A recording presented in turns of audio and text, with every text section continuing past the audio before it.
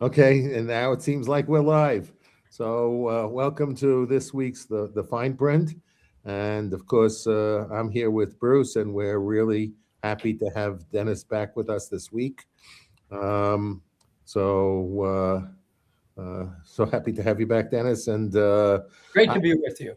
I had scheduled because there's been a lot of talk about maybe the centralization into the executive branch, the control over the election apparatus. Um, but and I think that's an important topic to discuss. But Dennis, last week, we talked a lot about Bruce. Moose described what the intentions of the War Powers Act.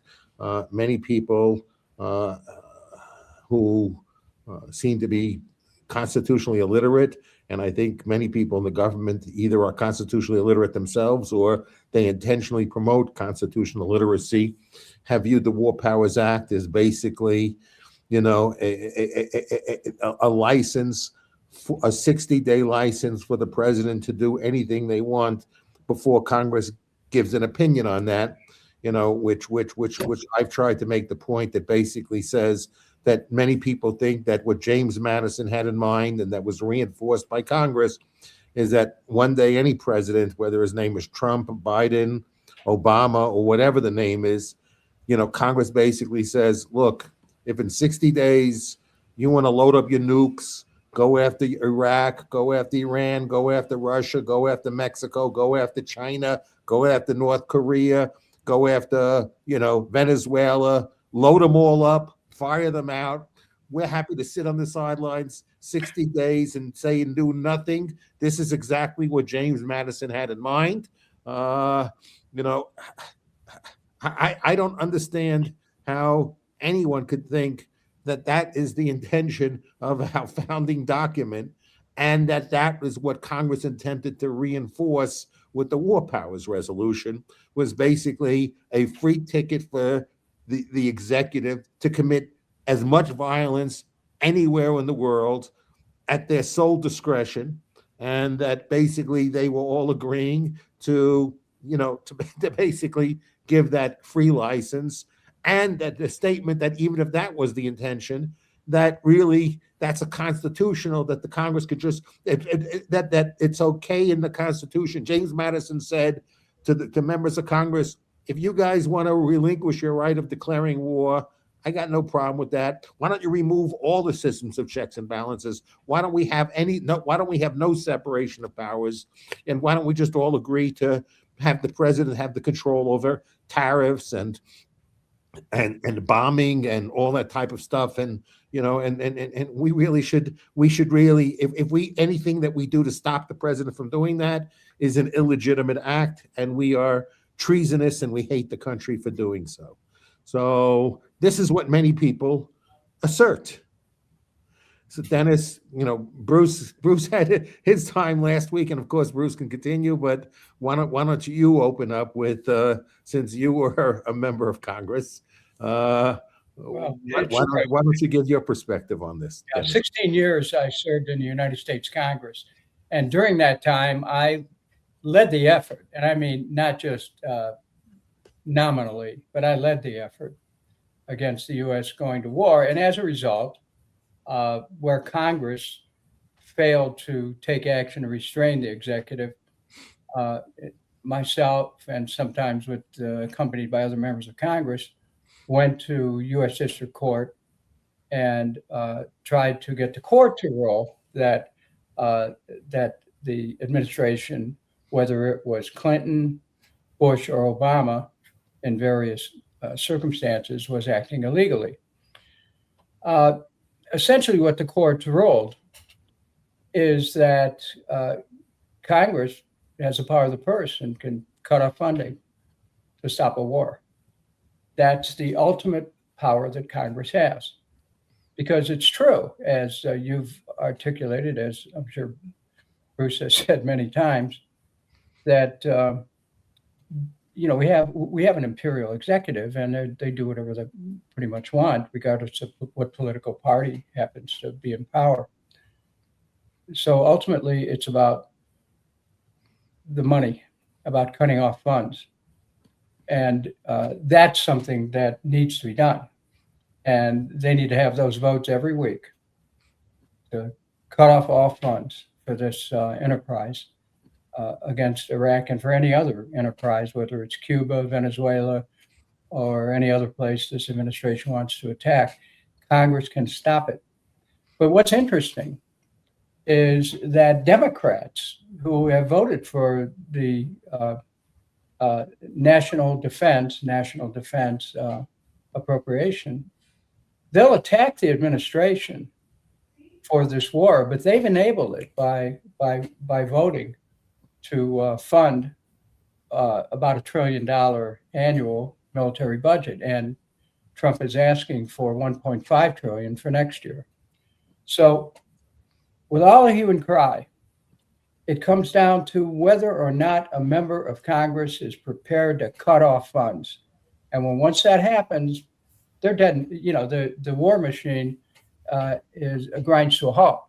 Yeah. And until that question is answered, all of these other things, well, it's praiseworthy to try to pass a war powers resolution. But the only real enforcement that I've seen, and Bruce might, welcome his observations here, but the only real effective way of handling this is to cut off funds. Even, we all know what the Constitution says. Article 1, Section 8. Congress has the power to go to war. Trump fancies himself as a commander-in-chief. But Bruce, maybe you could enlighten us as to whether or not somebody can become a commander-in-chief if there's no declaration of war. No, they can't. If I can, and I'm not disagreeing with anything that Dennis has said, but I would just amplify. One, with regard to commander-in-chief, which you just raised. Alexander Hamilton, who is perhaps the most vocal supporter of a strong executive, elaborated, this is in Federalist 69, that commander-in-chief is simply being head of the Army and Navy in a time of war. And in fact, he compares the powers of the president to the power of the King of England. And he says, in England, the king can go to war on his own. But in the United States, the Constitution entrusts that decision to the legislative branch.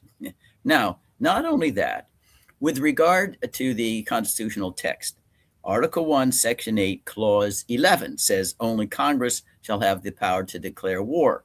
Now, if it was thought that the appropriations power was the only way to stop war, why did they have the declare war clause? It becomes superfluous. I think the dynamic is different when using the power of the purse as opposed to the declare war clause to say, well, it's an illegal war. If the courts want to decide it's a political question, we will impeach and remove you from office. That is the sanction, impeachment and removal for violating the declare war clause. Now, and one of the reasons why the dynamic is different using the appropriations power as opposed to the declare war clause and impeachment is that if you have already troops abroad and then you're trying to cut off funds, you encounter the clamor, oh, you got to protect the troops there on the ground.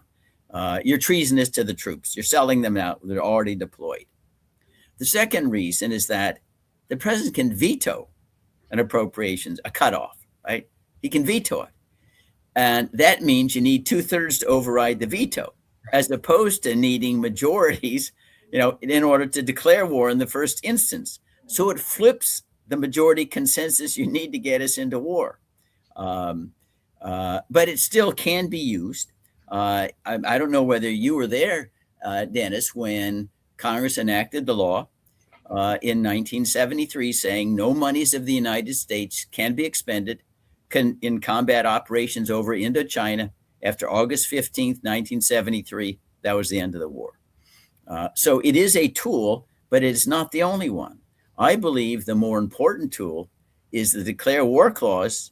And if you don't comply, we're impeaching and removing you from office. Yeah, look, I agree with you 100%. And anticipating that the votes aren't there for impeachment, the whether or not someone wants to fund the war, if you have a funds cutoff, to me, that's the acid test for an individual member. Are you keeping the war going? Yeah. But as you pointed out, yeah, of course, impeachment is a remedy, and I would like to hear what what Bruce or what Jeffrey has to say about the indication of federal courts where they don't interfere in political questions. Well, they do. I think, Dennis, that's kind of nonsense. They invoke political questions if they want to dodge an issue. Remember Youngstown, Sheehan Tube, and Sawyer. This is the middle of the Korean War. Harry Truman seized steel mills, saying, if there's a steel strike, then we can't build tanks. And moreover, I have the power to seize newspapers, too, if they're undermining morale. And the U.S. Supreme Court took the case and said, no, that's not true. This is unconstitutional. You cannot seize the steel mills, even though the Korean War was at its peak, if you will. So the court can do that. And on the other hand, in the Vietnam War, they never took a case whatsoever. Why is that? I don't know why they changed their mind. We were more into the imperial presidency at the time of Vietnam than we were at the time of the Korean War.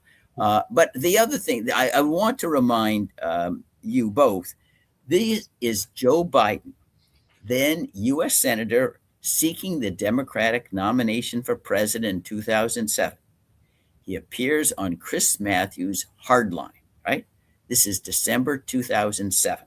Hardball. And Chris, right. Hardball, not Hardline. Hardball. And Chris asked Mr. Biden, well, before you've said that if George W. Bush bombs Iran or goes to war without a congressional declaration, is that an impeachable offense? You want to change your mind now? Joe Biden says, no. In fact, I'm even more emphatic now than I was previously. And then he says, I've been chair of the Judiciary Committee in the Senate, Foreign Relations Committee in the Senate. I have all these constitutional wizards at Harvard and Yale that I consult, and I teach separation of powers, and only Congress can take us from a state of peace to war. And I will lead the charge to impeach President George W. Bush if he bombs Iran or goes to war Iran without a prior declaration of war. That's what he said. Now, when he became president and vice president, he changed tune. You were involved in Libya. He's in the vice president. Mr. Obama doesn't ask for anything. He just decides, well, let's go after Gaddafi. He's a bad guy. We'll rocket and bomb Libya, destroy it, turn it into a wilderness. I don't need any congressional authorization. Mr. Biden didn't raise a peep at that time. But that was and I think Mr. Biden did get it right at that time. But unfortunately, he wasn't really a person of principle, and he flipped when it became politically expedient. And that's unfortunately on both sides of the aisle, Republicans and Democrats. I can guarantee you that if Joe Biden went to war on his own to defend Taiwan, the Republicans would scream bloody murder. But if Donald Trump does it, total silence. Right. I want to make a couple of comments, and one first. I think Dennis said something that I not that all of you have not said something that I really like, but I think Dennis made a very important point. That's more than just semantics. The president is not commander in chief until there's a declaration of war. Correct. So right now, the president is an illegal commander of chief. He's not a commander in chief. He has no right to demand the troops to do anything until Congress authorizes him to have that right. But he's in violation of that right. So he's not the commander in chief.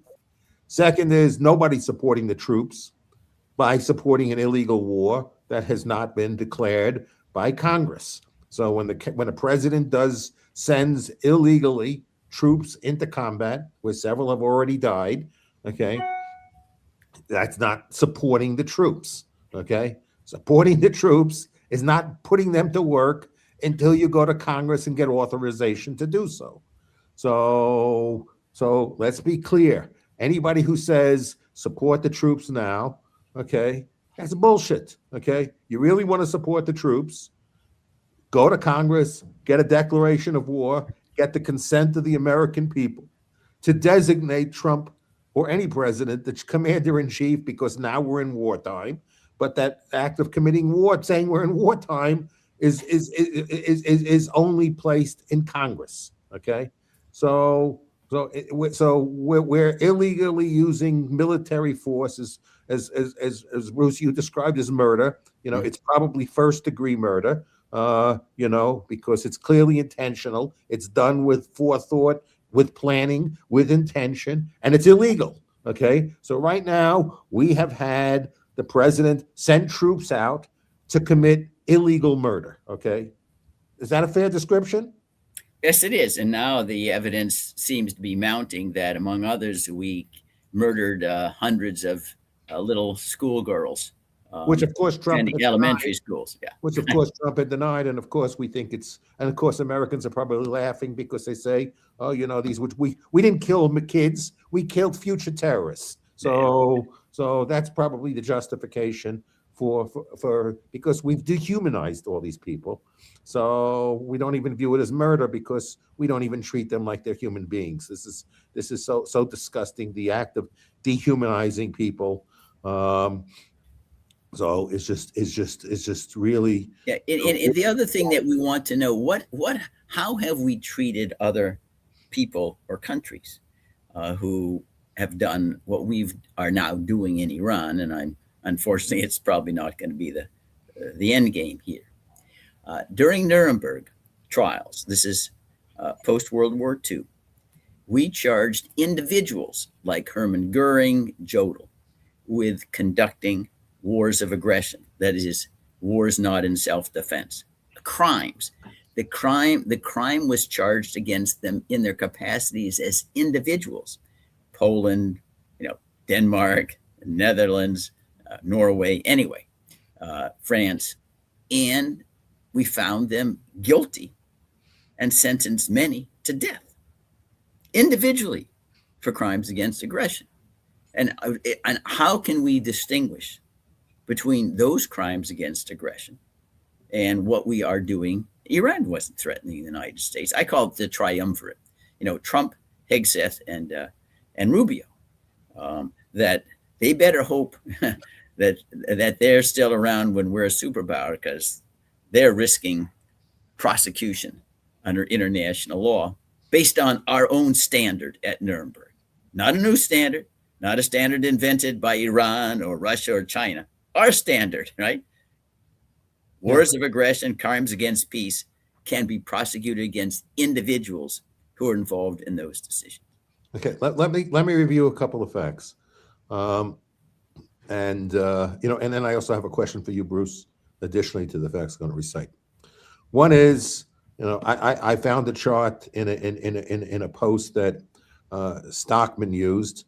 David Stockman. So then it wasn't a post. It was the chart he didn't create. He found it from Statista, and he used it to make a point.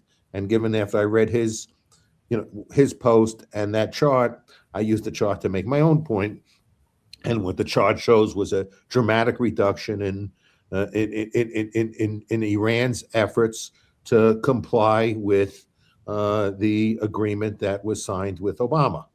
And other countries. There were multiple signatories to the JCPOA agreement, in which, from what I had read, there were 11 inspections. 11 inspections according to the procedures established in the agreement, and that the 11 inspections determined that Iran was in compliance. And while Iran was complying with the agreement, and nobody's claiming it's a perfect agreement, while Iran was on agreement, Trump made a decision to withdraw from the agreement. Many people in the Trump administration were threatening the destruction of Iran, along with Israel. So what would be the rational response if you're the leader with Iran? You signed the deal, you were in compliance with that deal, and then the other country withdraws because they say, I don't believe you're going to continue in compliance. I'm going to just destroy you, and I'm going to use force to destroy you, and I'll partner with Israel in using force to destroy you. What would a rational person think how Iran should respond to that type of threat? Who has the biggest track record of going into countries and attacking other countries? Is there any country since World War II that has used more force unnecessarily more than the United States? No, it's not even close. And I think what reinforces your point, I think, Jeffrey, is go back to 2011 in Libya. Dennis knows about. This is after Gaddafi had abandoned WMD, right? Weapons of Mass Destruction program. And he was opening up, and he had made a settlement of the Lockerbie air crash issue. We went in and then destroyed him. He was killed. We turned Libya into a wilderness, not in power. It's now run by warlords divided all over the country. It's without any declaration of war whatsoever. So after what happened to Gaddafi, both the Iranian and North Korean regimes said, you expect us to give up our nuclear ambitions? We see what happens when a country gives up their nuclear ambitions. The United States is going to come and roll them over. So we're not going to do that. And you see something already similar in Cuba. We're already telling Cubans, you don't have nukes. If Cuba had nukes like we had in the Cuban Missile Crisis, now we wouldn't immediately invade it. But right now, Cuba may be the next in the queue for us to attack. So we have given a message to every nation in the world. You better get nukes if you have any possibility of doing so, because that's the only way you can protect your sovereignty.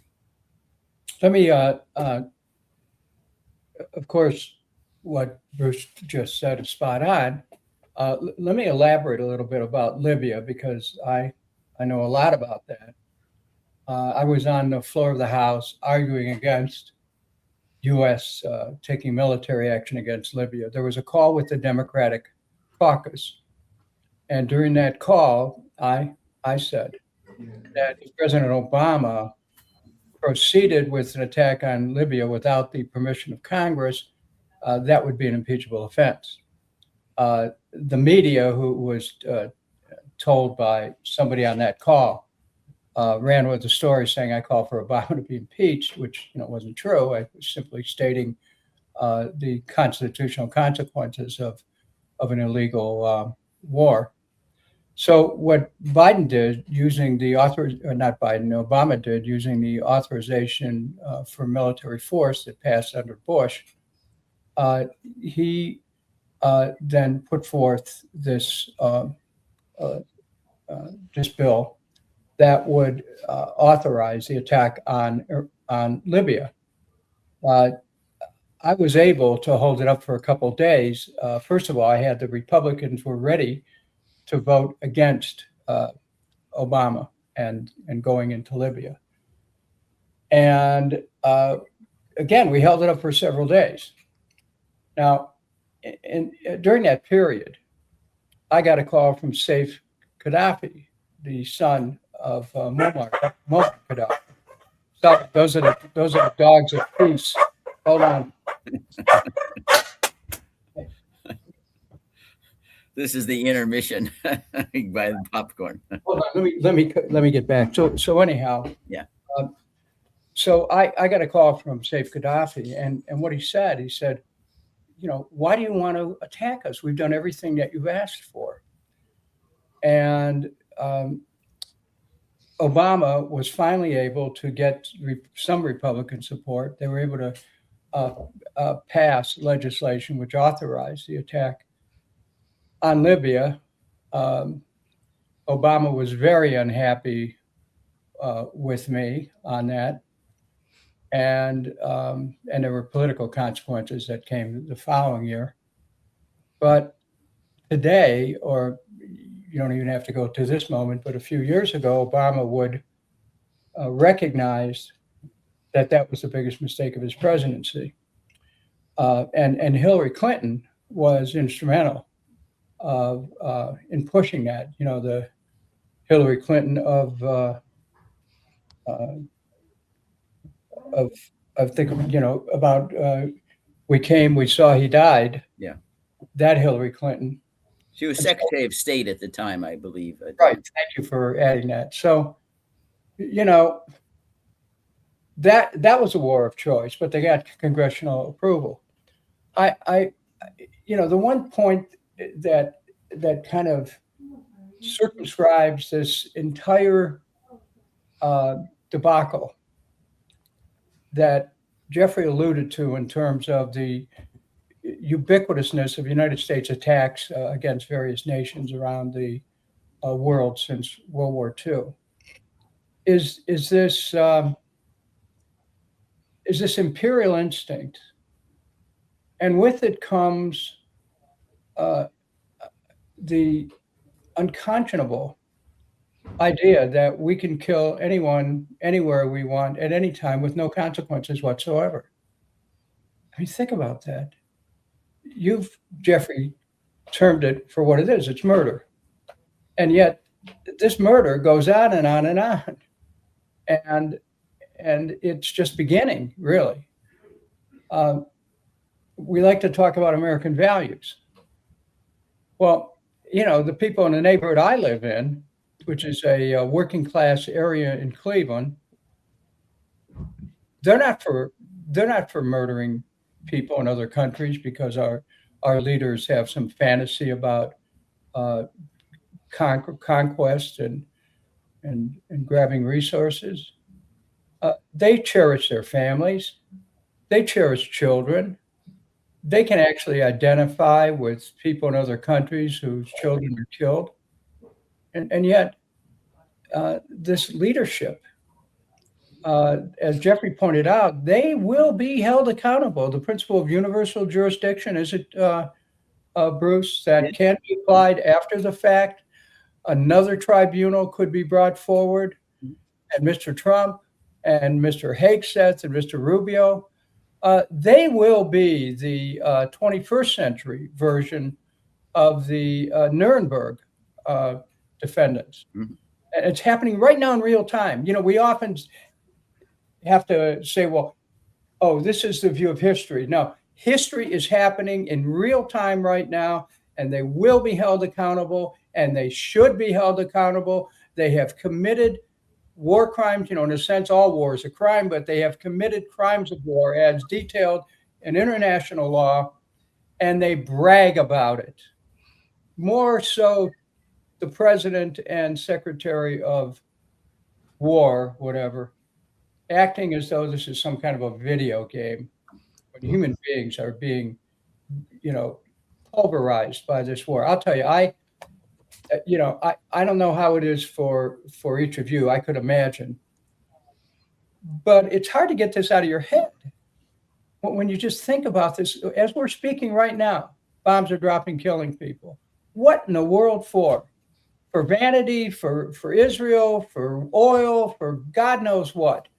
And I, as an American, look at this and I say, you know, we didn't vote for this. We don't want it. And these people, if they're not held for account now, they're going to be held for account eventually. And they better know that there is going to be a tomorrow if they survive.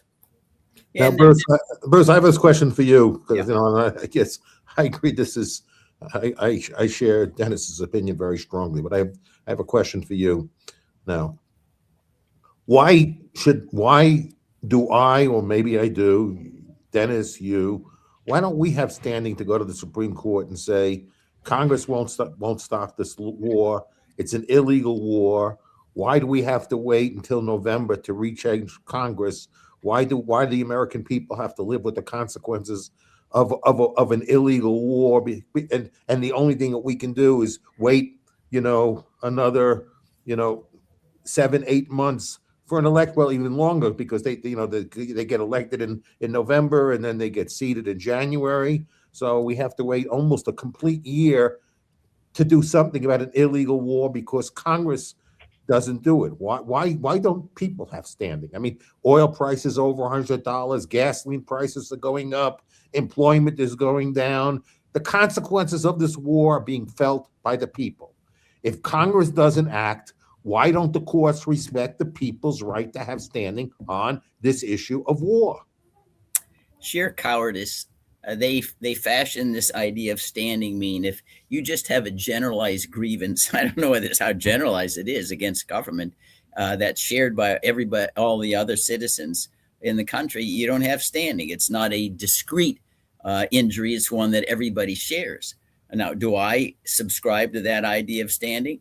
Heck no, I do not. I think it's ill-conceived, and I think it's because the court feels that if they issue an order, it could be disobeyed. They also feel disinclined to be involved since they feel they're not elected to hold the other branches accountable. I think it's a totally misconceived idea. After all, the reason why we have a constitution is to prevent simple majorities from acting according to rules that we find exceptionally alarming or dangerous.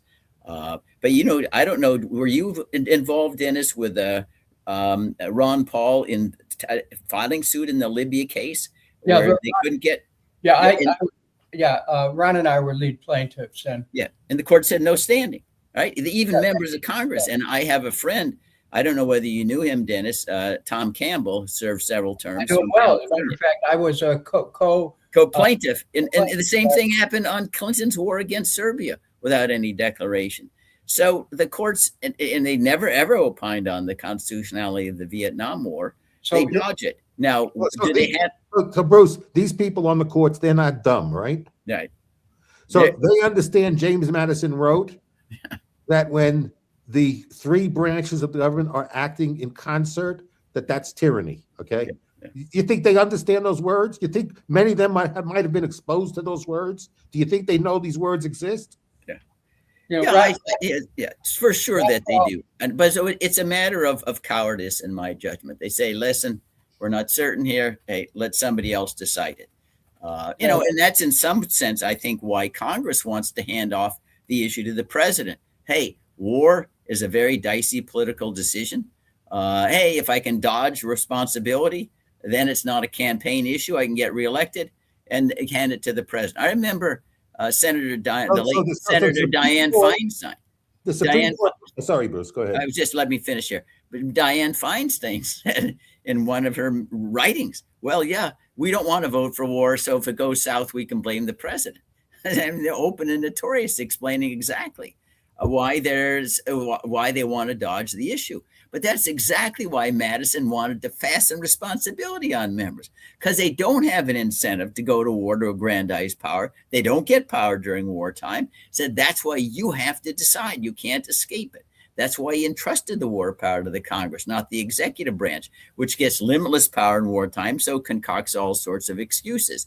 And think of this as well. Why wouldn't a president, if they really thought that they had a national security reason to go to war, why wouldn't they feel, well, I can convince Congress, I can go up there, I can lobby the American people, the members of Congress, they sing the same national anthem, they salute the same flag, they say the same Pledge of Allegiance, they have the same interest in having the country safe. So I should be able to, so if a president actually can get Congress, to authorize a war because it's genuine, they would, because it diminishes the risk to them politically. But they don't go to Congress for a simple reason. Congress won't vote for it. I remember, Dennis, were you there in 2013? Obama asked for a declaration of war against Syria. He couldn't even get the bill out of committee. Nothing. Even though the war hawks, even the people like Tom Cotton and Ted Cruz were screaming and saying it's so terrible, Assad is horrible. But when it came to vote, no way. They ran and hid. Well, there's a couple points I want to make here. First of all, Ron Paul and I joined together several times as plaintiffs in actions against presidents. And in Congress, Ron Paul, Jim Duncan, Walter Jones were among a small group of people. We sat in the middle of the aisle. Democrats, if you're facing the speaker, will sit on the left, Republicans on the right. we sat in the middle deliberately to kind of send a message particularly on the war issues. And many times, Ron Paul and I were the only two voting against appropriations for wars. The other thing I want to mention is this. For almost 16 years, vote in and vote out, I voted against these so-called defense Pentagon appropriations, because I knew they would be used to wage aggression, because that's what they do. And the Congress, when you're there on the floor of the House, you're talking to other members from all around the country, and people know what's going on. There's nobody naive inside that Congress about how the tax dollars of the people of the United States are being used. The members of Congress know that money is going to be used to kill other people. They're not naive. And yet, for partisan purposes sometimes, for political purposes other times, they just look the other way. And I'll tell you one more thing, which I will predict is it needs to be looked at after the 2026 elections. In 2006, the Democrats ran against the war in Iraq, and the Democrats won. And Rahm Emanuel, who was head of the Democratic Congressional Campaign Committee, made a big thing about being against the war. And then when we took control of the Congress in 2006, we came back to organize in order to lead as Democrats. And the first thing that happened in our first organizational meeting is that the leadership said, well, we're going to keep supporting the war effort in appropriations. Total bait and switch, okay?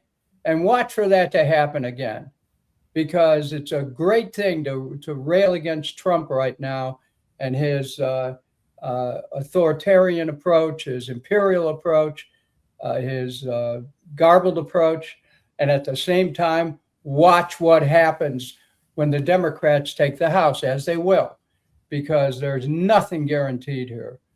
Yeah. I also remember at that time, Dennis, you may as well, when Nancy Pelosi became House Speaker, first thing she said, because I was drafting articles of impeachment against Bush and Cheney, she said, impeachment's off the table. I said, really? It's off the table? You'd white it out of the Constitution? You don't have to have an amendment process? Oh, she said, I think it could impair our ability to win in 2008, so it's off the table. And I brought forward articles of impeachment and put it on that same table that she said they were off of. Yeah, right.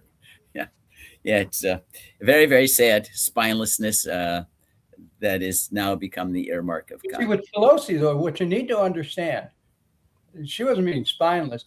Nancy Pelosi defended the Democratic presidents in a way that those presidents couldn't defend themselves. Yeah, she was probably the last. She was a very powerful Democratic leader who who was successful in holding votes in line to protect the president if it was a Democrat. And she did very well with that. Yeah, but her oath, Dennis, like yours, is to defend the Constitution. Well, we know right? So, in fact, that's the only oath. When I was in government, the only oath I ever took, right? So if you got to choose between Constitution and partisanship, the Constitution still wins, or it ought to win. You ever talk to someone about how they interpret the Bible? No, I think that's then goes back to the same point I tried to make a little bit earlier, Bruce. Yeah, it seems to me, and the efforts that Dennis made with Ron Paul and on his own is that the Supreme Court is a co-conspirator in this. If we're sending people off illegally to murder other people, and Congress won't do anything, and the citizens say, we don't like this, the president can't do this in our name. The president can only do this in our name until Congress approves it. Congress hasn't. Congress is sitting by idly, but we don't have to sit by idly, and the Supreme Court then is basically knows by not supporting the people, they're supporting the illegal act, and they understand this. Okay. Is there any is there any dispute that that's a fair explanation? Yeah, it is. And I think there's a very, what I consider famous concurring opinion of Justice Robert Jackson. This is the Youngstown Sheet and Tube, the steel seizure case in the Korean War.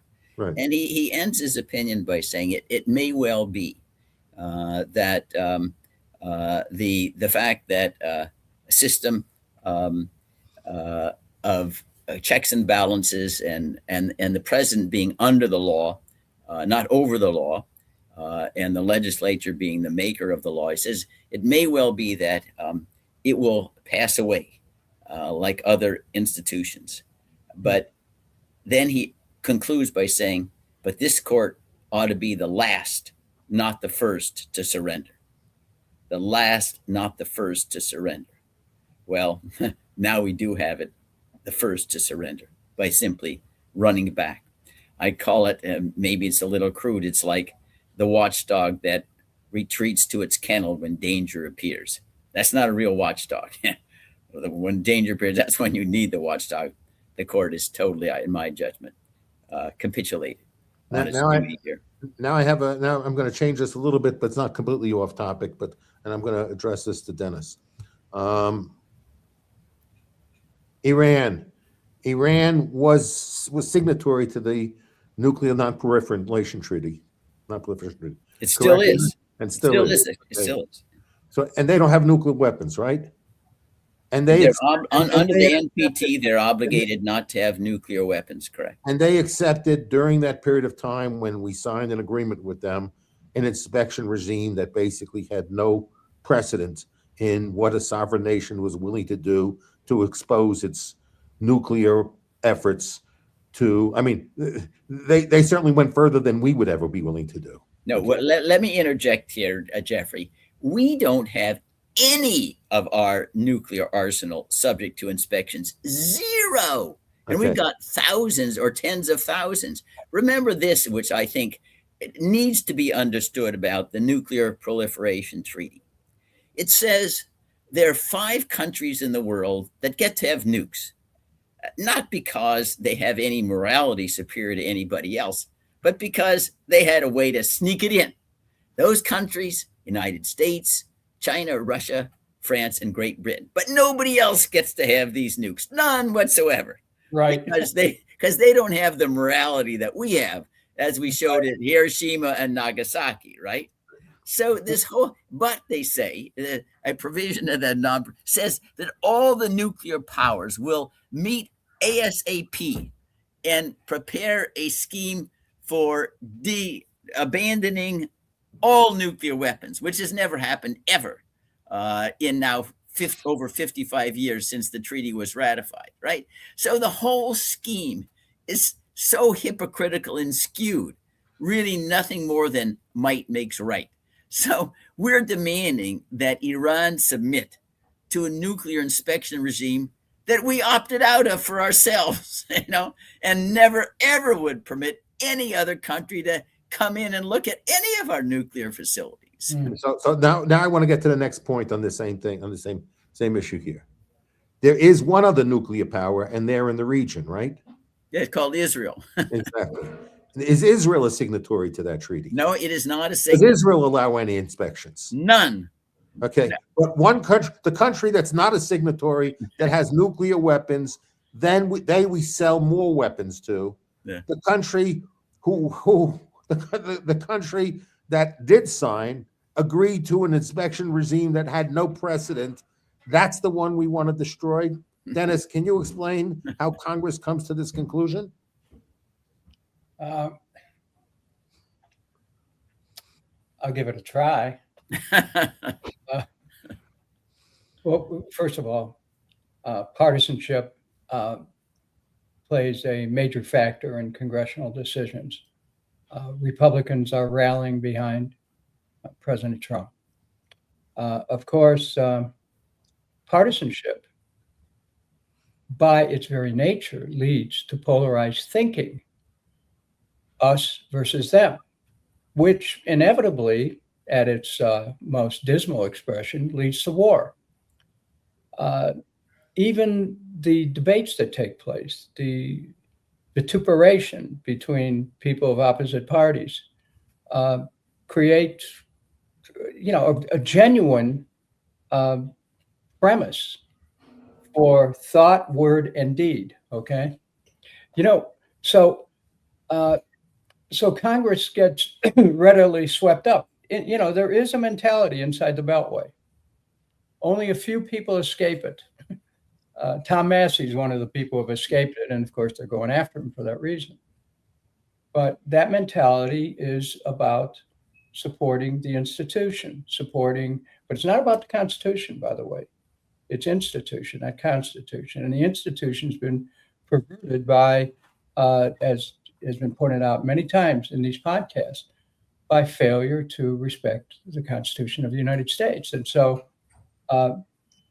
people don't really know the Constitution. If you look at what's happened since the beginning of this Trump presidency, the Constitution's been smashed, and only a few members are objecting on constitutional grounds. So how does it happen?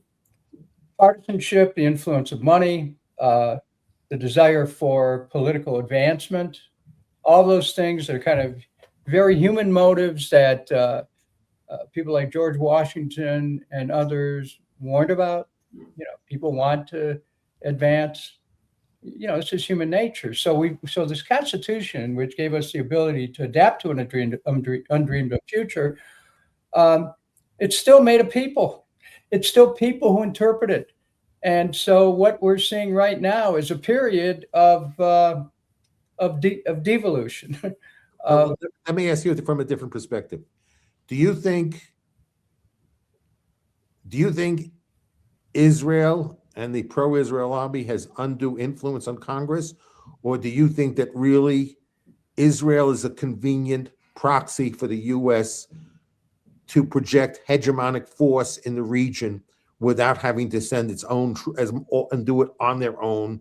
But Israel's used to help America project power that it would have to do directly that it can do through Israel. So basically, we're not necessarily doing Israel's bidding, but Israel could be doing our bidding in the region. And it's convenient for us that Israel be the sole hegemon in the region, as opposed to, we're just puppets to Bibi Netanyahu. And because they throw some money around, we're willing to subordinate U.S. needs for what Israel wants?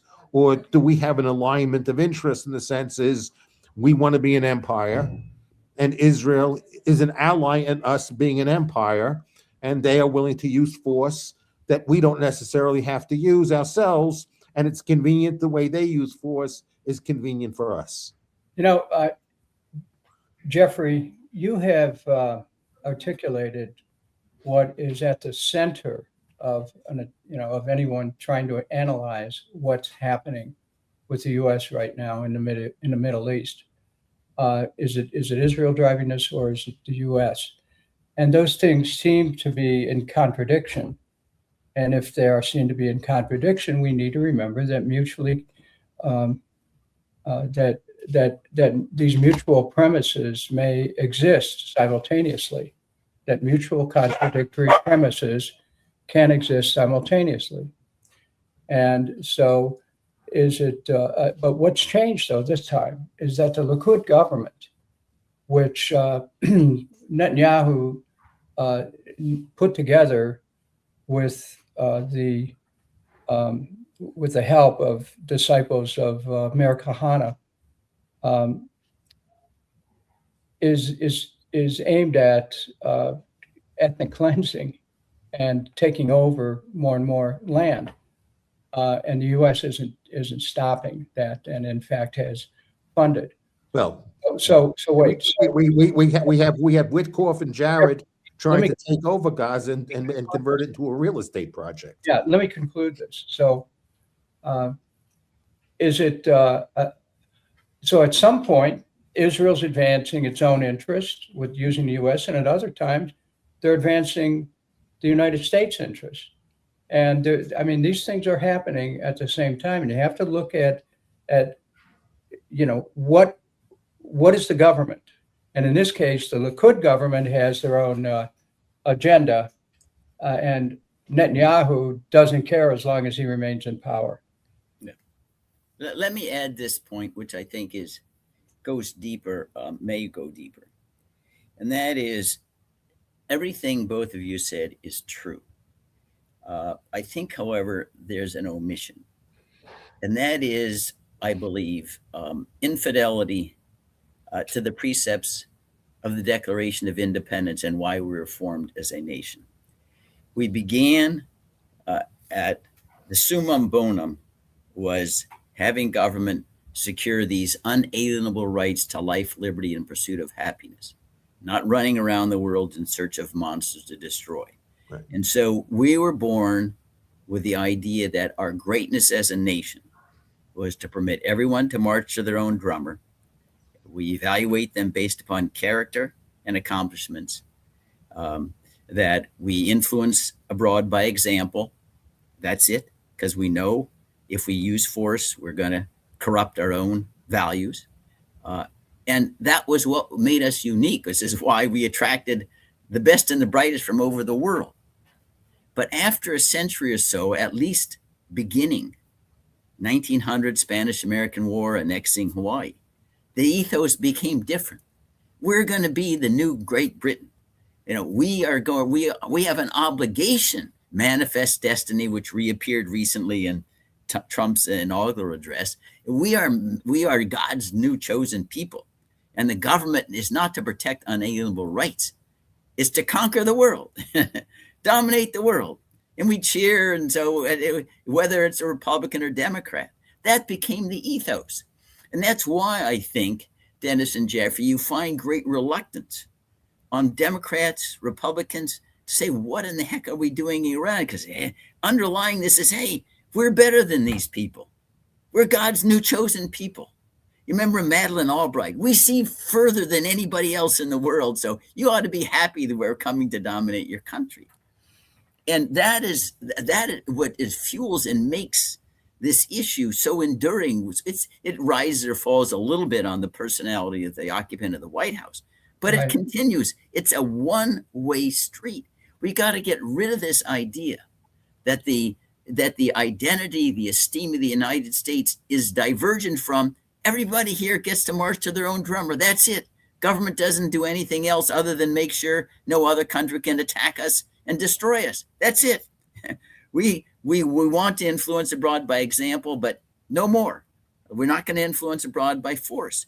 And that was why, even when we were a very, very tiny nation at our birth, 3-4 million on the Atlantic coast, with our Declaration and Constitution, all of Europe and their empires were trembling because we had an idea, and they knew it attracted all their people who were coming to the United States. That, and I believe it's renouncing, walking away from our origins in terms of our philosophy and the reason for being the United States of America has enabled, the deformity. And now we're just like any other nation. Strong do what they can, weak suffer what they must. We grab whatever we can. Do we have a reason for it? No, other than we can get away with it. Yes, it's a pity that, I think it was Eisenhower said, that basically anyone who controls the military-industrial complex, should be someone who is a military person who understands what it means to control and manage, the military industrial complex. And here we have our great warrior presidents, is a guy who had bone spurs stop him from participating in the Vietnam War. I mean, so we have cowards who become bullies when they're given the power. People who, when they've had the opportunity of supposedly serving the country, being one of those members of the troops, they passed on that. And how anyone can compare a Donald Trump to a George Washington? Yeah, wow.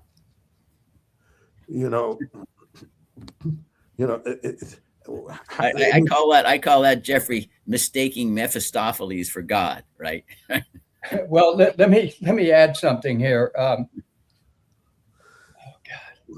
generations ago, there was a movie, maybe the title was A Tale of Billy Jack or something like that. And there was a song called One Tin Soldier. And the lyrics that I remember well, go ahead and hate your neighbor. Go ahead and cheat a friend. Do it in the name of heaven. You can justify it in the end. Yeah. So the Secretary of War, Mr. Hegseth, has a tattoo that says Deus Vult. God wills it. Deus Vult. When the United States and Israel began this war and killed the Ayatollah, they began a religious war. And it was, there's many Iranian leaders who were already talking about jihad. And so part of this is a religious war, and part of it is people trying to justify what they're doing in the name of the will of God, in the name of God's choice. Now, this interpretation of the will of divinity is something that is supposed to be beyond human comprehension. It's simply accepted by people, but not interpreted in their own unique purposes and ends. It's very interesting to see how people who we have bombed and killed their families will basically say, inshallah, this is God's will. But that's different than waging war, than taking up this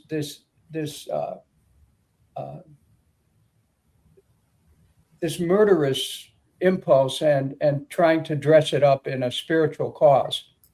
And that is offensive, by the way, and it should be offensive to everyone with a shred of morality in the United States of America, that there are people in power who are invoking God, the Spirit, and divine will to wage a murderous war against innocent people. It's not about God. It's about the personal choices of individuals to wantonly exercise political power and military power for their own narrow purposes, apart from what the United States is in the best interest of the United States of America. Well, Dennis, it reminds me of Abraham Lincoln's second inaugural, about one party to the war invoking God to justify wringing their wealth from other men's bondage. He said, wow. He said, okay, you're appealing to God to justify slavery. It's astonished Lincoln, and he went on to say that the war would endure until all the wealth obtained from unrequited labor, is answered with blood. Unfortunately, it did happen that way. But you've described something, Dennis, that's not unique, to the Iran war. All these wars, and every religion has the justification. In Islam, you don't need to do Ramadan if you're fighting a war, right? Then you have the just war theory, in Christianity, and Joshua undertook war in order to obtain Canaan in the history of Judaism. It's all the same. I remember I was working with Sri Lankans who were being slaughtered in the civil war, and the monks, the Buddhist monks, said that you cannot pause for a ceasefire because Buddha would want everyone to be killed in homes and in churches and otherwise. So it's a distortion of language and principles. And, you can interpret anything that you want to any way you want to do it.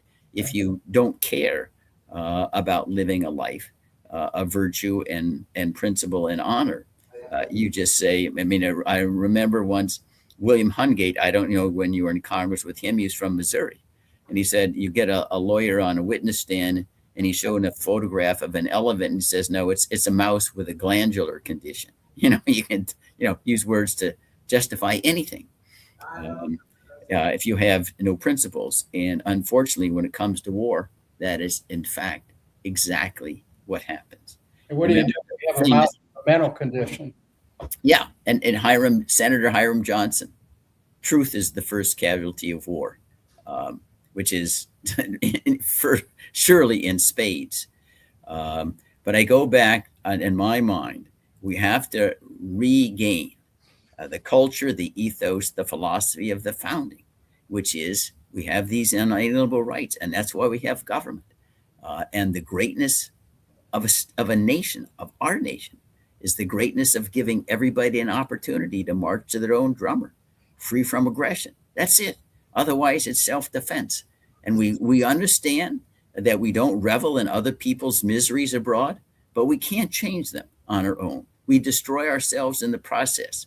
You had to emulate, in order to defeat the enemy, you had to emulate them. And that doesn't work because you've lost the war if you do that. You can't emulate the enemy. And that needs to be inculcated. It's not there anymore. We have come to perceive the government is everything. The nation is the government rather than the people. And that when we conquer and we clap and we kill somebody and we jump up and down, whether it's killing Osama bin Laden, which he was a bad guy, but it's not a source of joy, and jump when we're number one, like we're in competition with pro football or Major League Baseball, and we have ratings and who's at the top, countries. I mean, that's juvenile. It is juvenile. We would like all countries to succeed. We can't force others. We want everybody to succeed in the United States. Again, what is success? We have an opportunity to develop our faculties, practice benevolence, wisdom, respect everybody else, make sure that we don't trespass on their liberties. And that's enough. That's spectacular success. Not the ratings game where you had baseball cards, you had Mickey Mantle and Willie Mays in the U.S. as opposed to some other country. Those are games for little children in sandboxes, not for adults. I have another point that I would like to make. Our founders were not only, our current generation is not only constitutionally illiterate, they're economically illiterate, as opposed to our founders who both were constitutionally literate and economically literate. So I'm going to make the point with respect to, for every decision made, there's an opportunity cost that I have money, I could do something different with that money. So what we're saying right now is that the best thing we could do for future generations, since we're borrowing against it, so that means we're not paying for it, we're basically telling future generations, the best thing we can do with another $1 billion a day is this war, that we don't have any better idea on how to use this $1 billion for the benefit of America, for the benefit of you when you are going to be held past the bill, that what we did to build a better future for you is we were murdering people in Iran who represented no existential threat to us. And that was the best idea we had. We thought the idea was such a great idea. We're going into debt against you. We're mortgaging your future because we think spending this money today is going to give you, is the best way we know how to make your future better. I mean, how absurd. We're telling me that we think, I mean, this is part of the free lunch fantasy that people think there's not an opportunity cost associated with every decision. Money is a limited, scarce resource. It's either coming from us or coming from people who currently have no voice. I mean, the point, when I did the calculation in something I wrote recently, someone who's born, the day after September 11th or September 12th, who is now, 24 years old or so, they've now inherited a debt attributable to our war of terror. I'm not going to call it a war on terror. I think it's a war of terror. That the debt burden associated with that war is $67,000 to them. So the first day they go into the workforce, they're $67,000 in debt just for our war efforts. Forget about all the other deficits. This is just that attributable to all the illegal wars we fought. And so what are we doing now? We're adding $1 billion a day to the debt that they already owe, and all this happened without them having any ability to consent to any of this. And we're going to sit and tell people, you know what? Since 2003, 2001, let me tell you what the best thing we can come up with. We're going to come up with two ideas. We're going to take, including interest expense, we're going to take about $1 trillion, and we're going to murder a whole lot of people overseas. We're not going to reduce the budget deficit. We're not going to spend less. We're not going to improve healthcare or the schools or anything like that. No, the best use of this money is killing a bunch of people everywhere. Okay. What do we get from it? Well, we don't have anything to show for it other than we killed a lot of people. Okay. So well, Jeffrey, I think we spend 10, 12 trillion dollars, killing all these people. And really, we had no other better idea to use these 10 or 12 trillion dollars than this purpose. Okay. That's what they're saying. But of course, we can't have an economic argument where anybody says money is a scarce resource. Okay.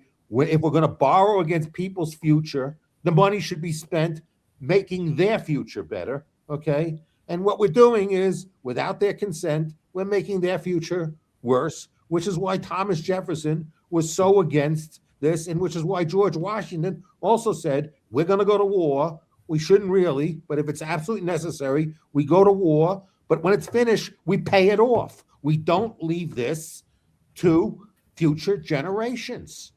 Why does almost nobody have the courage to make these statements?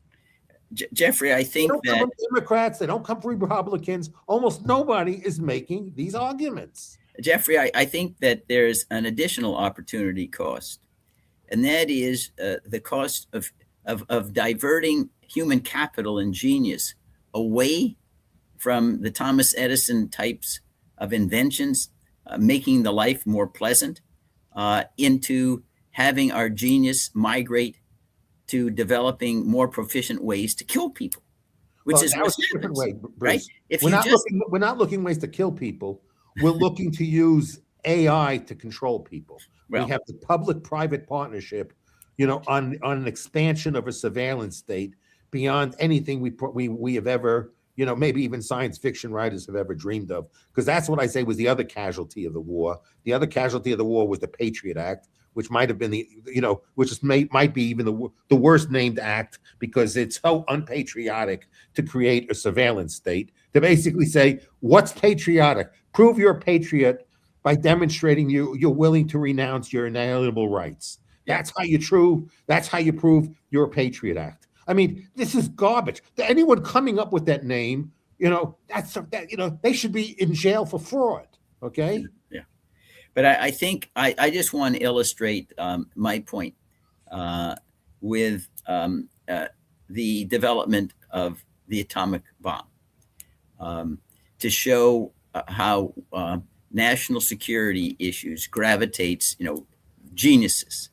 At Alamogordo in New Mexico, we have all sorts of Nobel Prize winners: Szilard, Oppenheimer, Edward Teller, Niels Bohr, Fermi. So because genius typically follows the money and the prestige, and so when we create, the warfare state as conferring the money and the prestige, that is where your genius is going to migrate, with very few exceptions. So you're taking human capital away from being the Thomas Edisons to building weapons. So you're not inventing the electric lamp. You're not inventing the internal combustion engine. You're not Alexander Graham Bell. You're finding better ways, more efficient ways to kill people. Well, now that is a staggering cost on society. Even, Jeffrey, if you can't quantify it like you have with regard to the out-of-pocket costs that you've identified. It's still, even if it's a qualitative rather than a quantitative loss, I view that as perhaps even more of a real cost in what things aren't invented and done than the actual squandering of money. Yeah, but Bruce, the only point I wanted to add to that point is it's not just weapons. We're now using surveillance as a weapon. No, and the best and brightest are going into the AI companies, and these AI companies are living off their contracts with government. Yeah. They're living off the You know- surveillance of the American people. Yeah. You know, I'm So this is where the best and brightest are going. The best and brightest are going into a technocratic dystopian society funded by government. Government is funding these companies. so I'm listening to both of you for last hour, and I mean I'm listening to what each of you have to say, and the insight, which is critically important. How could anyone watching this podcast not end up being troubled by the implications of this discussion, where we're opening for everyone's view a government that is abysmally failing the people of the United States in almost every way. And the thing that just keeps gnawing at me is, where's the conscience of these people? What has happened to us if we don't have a conscience anymore about killing? What have we become as a nation if it's okay to kill other people in a distant land for whatever reason? And so every religious teaching, everything that is the glue that would hold society together, is things are getting pulled apart here. And so we end up in kind of a mass version of Lord of the Flies, where we come to a expression of violence is the principle that moves our society, and all matters of human sympathy just they disappear. That kind of thinking will lead directly not only to World War III, we're in the foothills right now, but will lead to the use of nuclear weapons, will lead to annihilation. And then the hand-wringing occurs when people think about how the one who's used nuclear weapons has nuked themselves. And so I have to tell you, I just find, every one of us has some feeling that we have to speak out on this, and I certainly am with you on that. But I also think that we're at a point where we have to press and encourage people to go to the streets to take action and protest what's going on. Because if that doesn't happen, and this group in Washington thinks that the lack of tremendous protest is somehow assent, oh my God, are we in for a rough ride? Yeah. But I what you say, Dennis, calls to mind, Lord Tennyson's The Charge of the Light Brigade, celebrating the Crimean War. Theirs not to reason why, theirs but to do and die. Into the valley of death rode the 600. And he valorizes them instead of saying, I'm not going to follow a clearly illegal, or what in the heck am I doing? It's built, and that's, and I use that, the Charge of the Light Brigade is unfortunately not unique. If you listen to the lyrics of the Marseillaise, that's the French national anthem. They're celebrating war, slaughtering everybody. I don't want to pick out the French either. It is so inherent in the species that the species, and I consider one of the greatest difficulties in getting, the species to understand the need for handcuffs, separation of powers, is species narcissism. Listen, we're inclined this way. We got to recognize it. We need to put restraints on ourselves because we have this natural instinct to find esteem in dominating and killing others. That's not good. So we have to find ways to prevent that from happening. It isn't unique to what we are discussing here. We're focused on the United States because we have obligations as citizens to seek to control our destiny. But you look elsewhere. I go all over the world. I'm sure you too will. It's the same everywhere. It's the violence. You walk down the Capitol. Who is always the celebrated figure in the statue? The horseman. It's the warrior, right? You go to Greece. Alexander the Great can't find Socrates anywhere, right? And who is the teacher of Alexander the Great? Aristotle, right? But Alexander the Great, he heroized. Anyway, one example, Napoleon, de Gaulle in Florida, France. And that's what we have in the species. And we got to recognize, hey, here's our chance. We have brains. We have to be smart enough to know that we have to control these impulses. I call it gratifying the hormonal, thrill or adrenaline of dominating other people. And I always remark, we don't see lions and tigers and panthers aggregating in the staggering numbers we see, killing each other, dropping bombs or whatever. They do kill each other for food or something like that. But they would look at us in Iran and say, what species is doing this? They say, I don't want to be a member of that species. I'd rather stay a lion or a tiger. Now, and this is more than a joke. It is exactly what we're talking about, that we are engaging in first-degree murder and we refuse to call a spade a spade. Well, with that, I'm going to have to drop off. And again, is there hope? Yes, but the hope resides in the desire of each of us for a world that is free of this violence.